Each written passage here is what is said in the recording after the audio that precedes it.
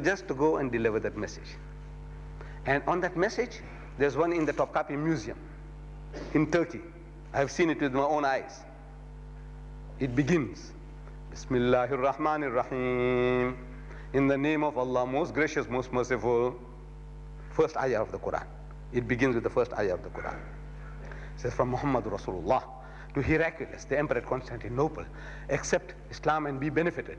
Then another ayah from the Quran, قُلْ يَا أَهْلَ الْكِتَابِ تَعَالَوْا إِلَىٰ كَلِمَةٍ سَوَاءٍ بَيْنَنَا وَبَيْنَكُمْ أَنْ لَا نَعْبُدَ إِلَّا اللَّهَ وَلَا نُشْرِكَ بِهِ شَيْئًا وَلَا يَتَّخِذَ بَعْضُنَا بَعْضًا أَرْبَابًا مِّن دُونِ اللَّهِ فَإِن تَوَلَّوْا فَقُولُوا اشْهَدُوا بِأَنَّا مُسْلِمُونَ. Then he ends in his own words and his seal.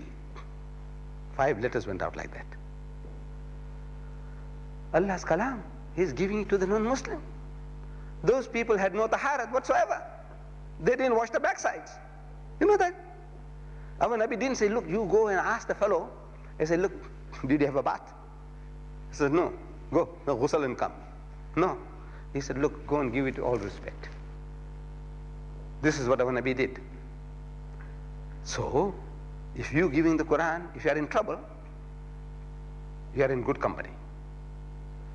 If Allah will choke you up, you'll have to choke up His Nabi as well. Because He set as an example. This is what He did. So this purity, La yamassu illa al-mutahharun, is on a different level.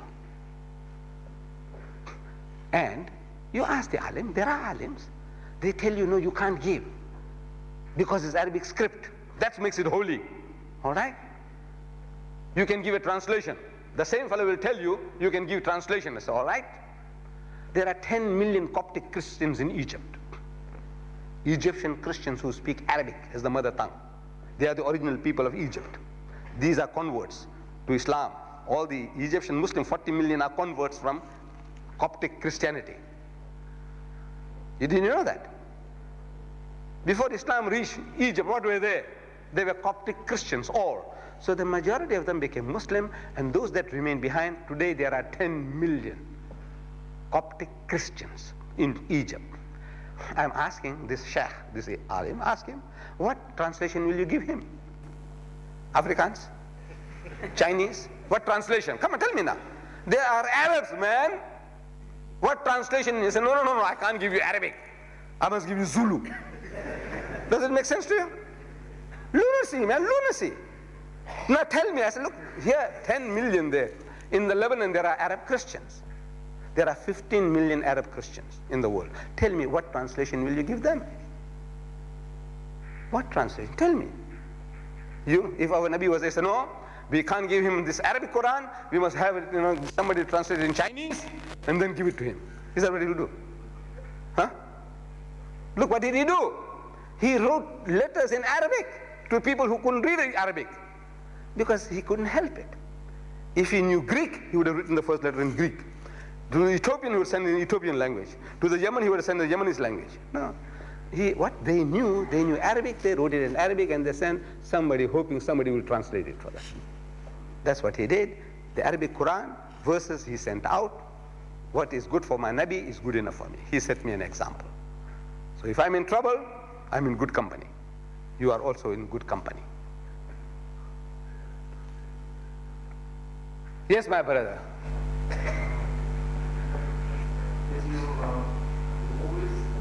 Against your character, your face, your word. I don't think anybody knows that. Returning to your religion now, the reason why Gallo is a priest, I don't think anybody knows about it. Then we had a community, a group of people who went into the shop and throw out all the food which were on the shelf in the fridges. The stands are allowed on the floor. They are all against this, allow food, the Muslims must eat. They don't want to sign allow in their shops anymore. What do you have to say to the people, other people? They are not, they can't read and write actually. You go to a shop, there's no sign, it's allowed. What do you have to say about this? If you want to know the change from the color to against the vision of the people. Yes, I think in short, your question is that since there is a controversy at the moment, some Dutch Reformed churches, they have taken it up as an issue in the Transvaal and other places, and as you say now here, that if there's a halal label on, which satisfies us, I said, look, man, then we can buy without having to give a second thought. If the price is right, if the thing that we want is there, we buy it because it's halal. Now they don't want that halal, they want to throw it out. Now how do we respond to that type of thing? Now that to me is the MJC, Muslim Judicial Council, and the Islamic Council of South Africa. These are the brains. They must supply the answers. If these Christians want to talk to me, so I'm prepared to talk to them. So come man, talk. Where is getting stuck, this halal getting stuck in your throat? Come, talk to me. I can talk to them. But how we are going to solve this problem? I said, look, our leaders, they must tell us what to do. So start slaughtering your own chickens. You know, we have lost the art of slaughtering chickens. I'm sure if I've asked you people in the last 12 months, how many of you slaughtered one chicken? And there won't be one follow. Right? We have lost that. That militance has gone out. Your wife has never done it. Your mother has never done it in her life. Look, we have to train our people also to do their own slaughtering. However, look, that's all philosophizing. The thing is, there are real people who can give you a lead. To me, I look up to them. Like in the Natal and the Transvaal. In Natal, my Jamiyat Ulama, at one time they told me the rainbow chicken is halal. I accepted that. I was buying it. Then something happened. They said, we don't give any more halal certificate.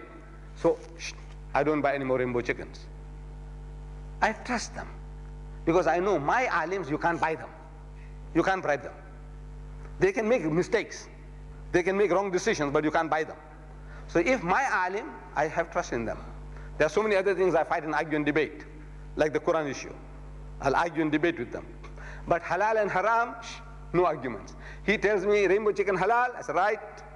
He said, but you know, how can you slaughter so many 100,000 in so many hours? How can you do 10 a minute or 20 a minute? I said, look, please, don't burden me. The burden is on the heads of our alims. Yes, brother. Can you tell us a little bit about the psychology of propaganda? Yes, you know, I delivered a whole lecture on that. The gist of it was the psychology of propagation, that you speak to a people, anybody, according to the background and experience. If you're a fisherman, you're going to catch fish. You know, what type of fish are you catching? You know, there is a shad, there is 74, there is this, that, you know, different fish. Different type of fish, they take different type of baits. If you're a fisherman, you know. So, that's a psychology. You're using psychology with the fish. Similar psychology you use with human beings. What background? The Hindu, well, you have to talk to him according to his background and experience. The Christian, according to his background and experience. The Jew, according to his background and experience. And Allah is giving it to us in the Holy Qur'an. He says, anybody comes along with any type of claim, you simple, basic thing, tell him, Kul hatu burhanakum. Your proof. Once you get his proof, you know how to deal with it.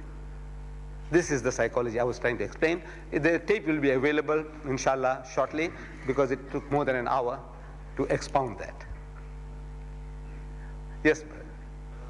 I'd like to ask you, how do you reply to a plausible statement stating that Islam is unjust towards the female folk, especially restricting it in the community? Especially in the? Restricting them in the community. Restricting them in the community. No, I do agree with that criticism. We Muslims, to me, we are the most unjust people to our women folk. Look, now I'm going to raise a hornet's nest. I can't help it. You see, here I have to take a stand that we have been unjust to our own.